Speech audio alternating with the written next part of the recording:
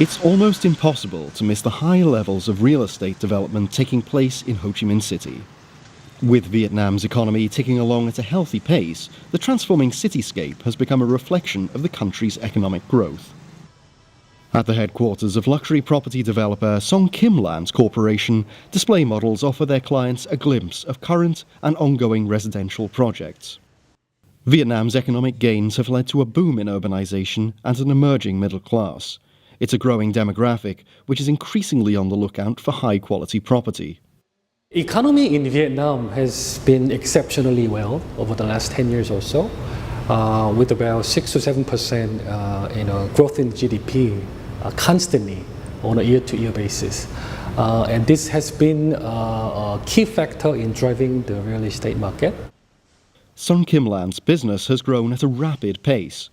The price of newer developments is set to increase by 20 to 30% from just last year. While their business is largely made up of domestic clients, it's also benefiting from increased attention from the international market.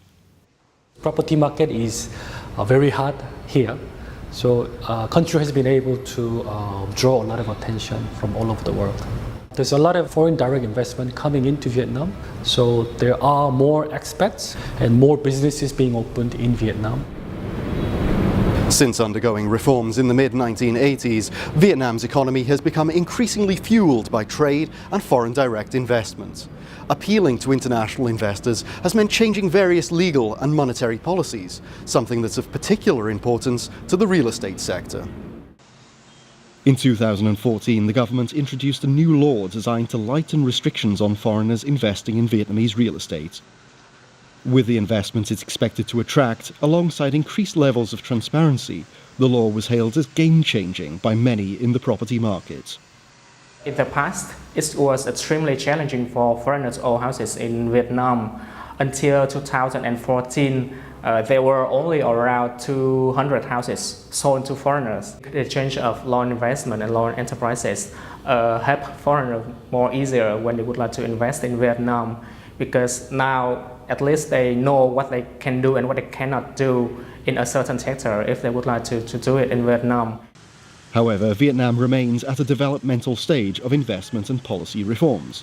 Transparency issues for foreign investors are still a concern, and the likely collapse of the Trans-Pacific Partnership may also hinder reforms in trade and investment policies.